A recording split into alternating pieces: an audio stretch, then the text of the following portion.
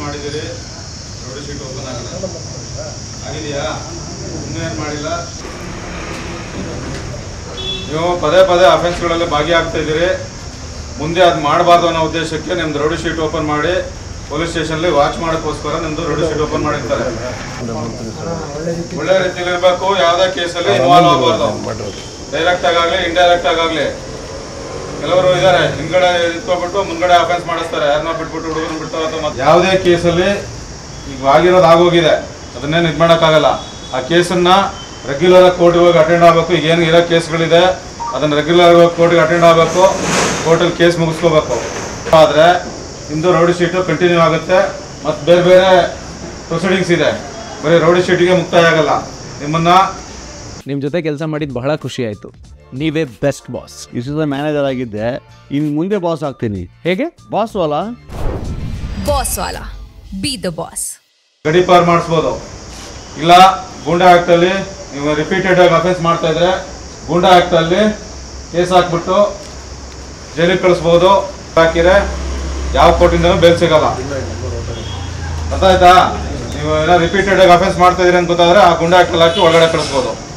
ಅದಕ್ಕೆ ಅವಕಾಶ ಕೊಡಬೇಡಿ.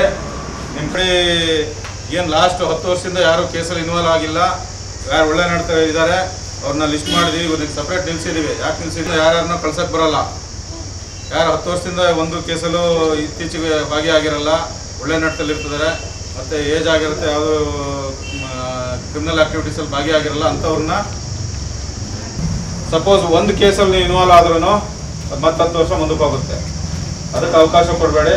ನಿಮ್ಮ ಕೆಲಸ ಏನಿದೆ, ಕಾರ್ಯ ಏನಿದೆ ಅದನ್ನು ನೀಟಾಗಿ ಮಾಡ್ಕೊಬಿಟ್ಟು ನಿಯತ್ತಾಗಿ ಯಾವುದೇ ಯಾರ ಫ್ರೆಂಡ್ಸ್ ಜೊತೆ ಸೇರೋದಾಗಲಿ ಅಥವಾ ಯಾರದ ಜೊತೆ ಸೇರ್ಕೊಂಡು ಅಫೆನ್ಸ್ಗಳು ಮಾಡೋದಾಗಲಿ, ಅದು ಯಾವುದೇ ರೀತಿಯ ಅಫೆನ್ಸ್ಗಳಿರ್ಬೋದು. ಅಫೆನ್ಸಲ್ಲಿ ಭಾಗಿಯಾದ್ರೂ ರೋಡಿ ಶೀಟ್ ನಿಮ್ಮದು ಕ್ಲೋಸ್ ಆಗಲ್ಲ, ಕಂಟಿನ್ಯೂ ಆಗುತ್ತೆ. ಅದಕ್ಕೆ ಅವಕಾಶ ಕೊಡಬೇಡಿ. ಅದು ತಲೆಯಲ್ಲಿರಲಿ ಒಂದು. ಆಮೇಲೆ ಈಗ ಲಾಸ್ಟ್ ಎಲೆಕ್ಷನ್ ಟೈಮಲ್ಲಿ ನಾವೆಲ್ಲರದು 110 ಹಾಕಿದ್ವಿ. ಹಾಕೋ ಉದ್ದೇಶ ಏನು ಗೊತ್ತಾ?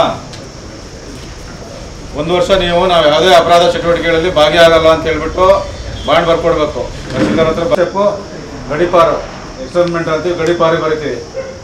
ಗಡೀಪಾರಿ ಬರೆದ್ರೆ ಕೋಲಾರದಲ್ಲಿ ಇರೋಂಗಿಲ್ಲ. ನೀವು ಇಷ್ಟು 6 ತಿಂಗಳು ಮಾಡ್ಬೋದು, ವರ್ಷ ಮಾಡ್ಬೋದು. ಬೇರೆ ಯಾವ್ದಾದ್ರು ಜಿಲ್ಲೆಗೆ ಮಾಡ್ತಾರೆ, ಆ ಜಿಲ್ಲೆಯಲ್ಲೇ ಇರ್ಬೇಕು. ಕಳಿಸ್ತೀವಿ. 1 ವರ್ಷ ಜೈಲಲ್ಲಿ ಇರಬೇಕಾಗತ್ತೆ.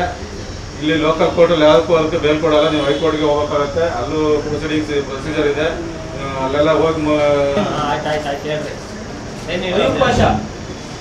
ಮತ್ತೆ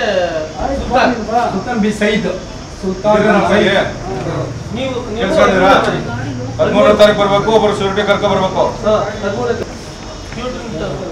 14ನೇ ತಾರೀಕು ಅಕ್ಬರ್ ಖಾನ್, ಸೈಯದ್ ನವಾಜ್, ಆಮೇಲೆ ಆಜಂ ಪಾಷಾ.